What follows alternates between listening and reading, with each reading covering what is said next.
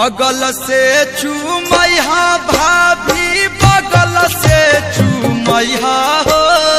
बगल से चूमैहा भाभी बगल से चूमैहा हो। अगल से चूमैहा भाभी बगल से चूमैहा हो।